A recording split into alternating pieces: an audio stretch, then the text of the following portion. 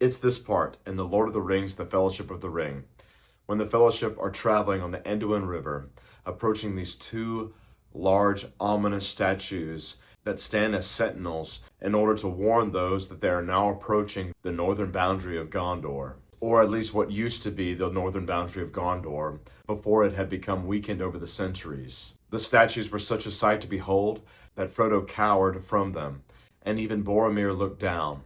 However, there was one who stood proudly, looking upon his ancestors, and as if for the first time Frodo is able to see the true nature of Strider, that Ranger of the North, looking upon him and seeing someone who is destined to be a king. Aragorn then describes and explains the meaning behind those two statues and whose images those statues were there to emulate, in honor of the kings of old, the kings of Gondor. And the site of these two statues are known as the Argonath. And in the book, these two statues are Isildur and his brother Anarion. In the movie, however, my understanding that the two statues are Isildur and his father Elendil. Also in the book, these statues are described as holding axes in one hand. However, in the movie, the statue of Elendil is holding his sword, Narsil.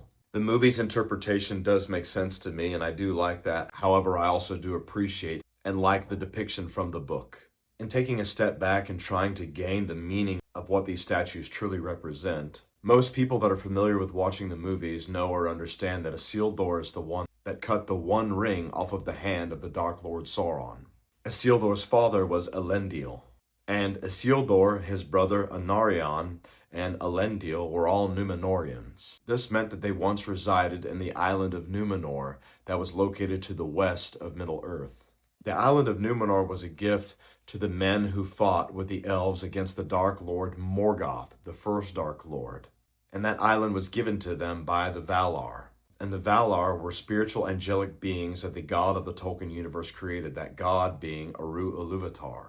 Eru Ilúvatar created the Ainur, which were these powerful spiritual angelic beings, and the Ainur consisted of two groups, the Valar or the Maiar, or singular, Vala or Vala or Maya. One of those Valar was Melkor, and Melkor eventually became the first Dark Lord, Morgoth. And some of the men in Middle-earth chose to fight alongside the elves against Morgoth. And as a gift to those men, the Valar gave them the island of Númenor. And they also blessed them with a gift of long life. And that's why the Númenóreans lived longer than other men. And the Valar that lived in the world where Middle-earth sits in, that world being Arda, eventually, whenever they came to Arda, they lived in a place called Valinor, kind of like a country, on Aman, which was kind of like a continent. And Númenor sat in between Valinor and Middle-earth. For over 3,000 years, the Númenóreans lived there on Númenor.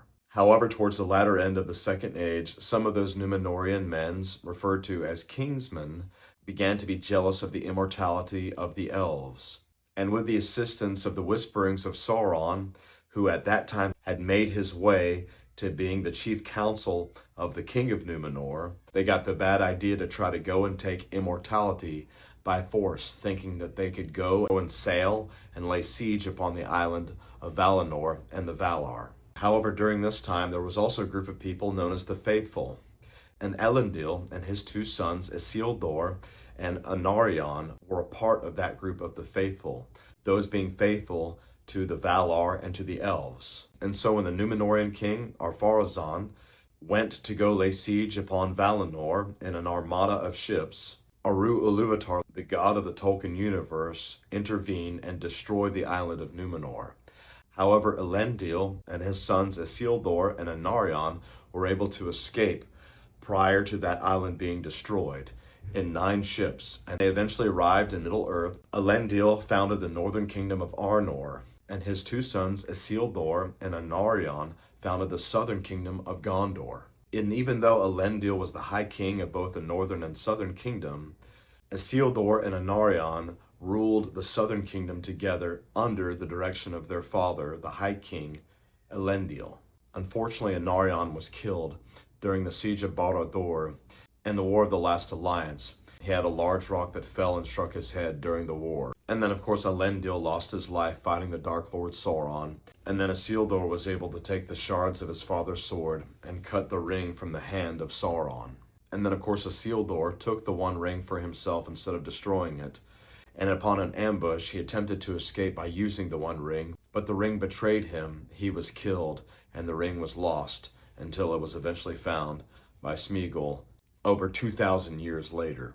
Fast forward several years later to the 17th king of Gondor, Narmakil. Narmakil did not enjoy the responsibilities, weight, and duty of being a king, and so he made a regent of Gondor. A regent is not like a steward, and there was only one recorded regent known as far as Tolkien's writings, and this regent was Narmakil's nephew. And so Narmakil made his nephew Minalcar the regent of Gondor. And for all intents and purposes, Minalcar is the one who ruled Gondor during that time period. And at that time, the kingdom of Gondor was at war with the Easterlings, the men of the East. And Minalcar assisted in defeating these men of the East. And Minalcar eventually changed his name to Remendikil, which means East Victor, citing his victories against the Easterlings and his ability to defend Gondor against them. And though he won battles against the Easterlings, he felt like he needed to do more in order to ensure and fortify the boundaries of Gondor.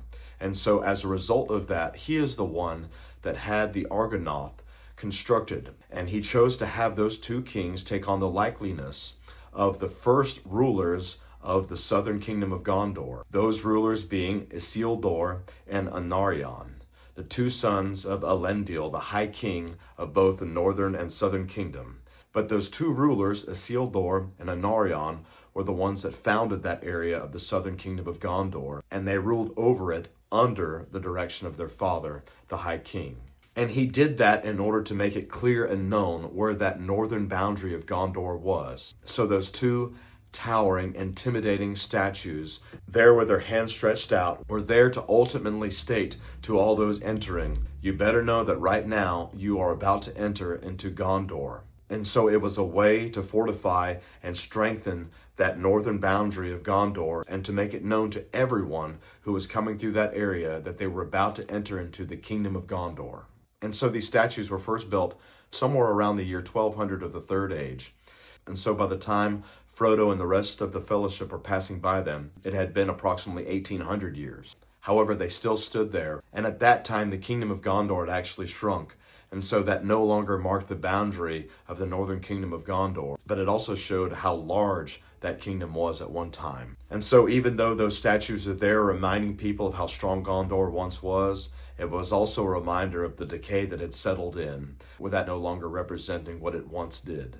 And that regent of Gondor, Minalcar, for who all intents and purposes was the actual ruler of Gondor during that time, after the king had died, Minalcar's father is the one that actually took the throne of Gondor.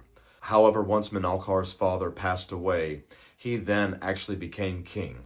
And it was at that time that he became king that he changed his name to Remendikil, the East Victor, the man who was able to defeat the Easterlings and to protect that kingdom of Gondor. And so at this point in time, the Fellowship are sailing down the Anduin River, and they see these two statues, the Argonath.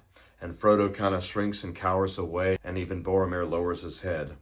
Aragorn is able to stand there and see his ancestors, those that were kings before him.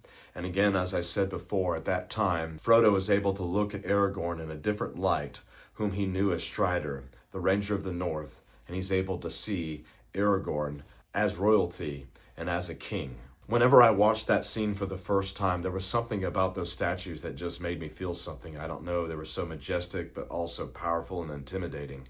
And I always just love watching that part anytime I watch the movies.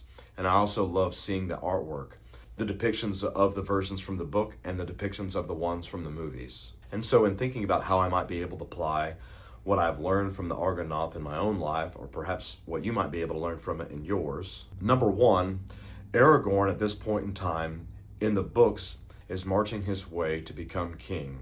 In the movies, he's apprehensive about it. However, regardless if you're looking at the movie version or the book version, he's still marching towards that eventual time where he will become king. And so in the books and in the movies, I believe that this is something that would remind him of the responsibilities of those that were before him and his responsibilities as the heir of Isildur. He's able to see the reality of his future right there and before him, even though it hasn't happened yet. In my life, I've had different things that I've had to work for to try to get to. I'm currently in the process of doing that now and trying to work through my master's degree.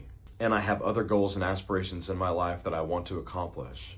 And I've also had goals and aspirations in my life that I have been able to accomplish. And as I'm working towards those things, it has helped me to be able to have things that I could visibly see, or I can look and I can go, I'm getting there. That's where I'm headed.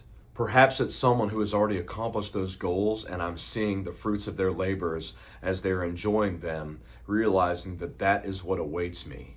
Perhaps it's a halfway point in something that I'm trying to do or get through, or I can go, okay, I'm this far in my schooling, or I'm this far in my job, or I'm this far in my goals and aspirations, and I can actually see that I'm this far, and I'm almost to the finish line of where I'm trying to get to. For me, that's kind of what I see as Aragorn is looking upon those statues. He's able to have a physical reminder of where he's going, something that he can look at and provide insight and also potentially encouragement as far as the direction that he's headed. And I believe that's true both for the book version of Aragorn and the movie of Aragorn. Number two, I think there's many things that we can learn from those in our past, especially those that we might look up to and admire.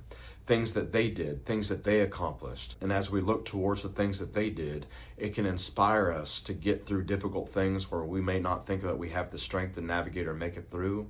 When we think back at those that did make it through, especially our ancestors or those that we looked up to or may not be here anymore, we can remember their life, remember their story, and it can provide inspiration and motivation for us to move forward. And so whenever he's looking at Isildur and Anarion, he's looking at his ancestors, and he's specifically seeing the one that he is the heir to, Isildur. And this is true both in the book and in the movie, whereas in the movie he's looking at Elendil and Isildur.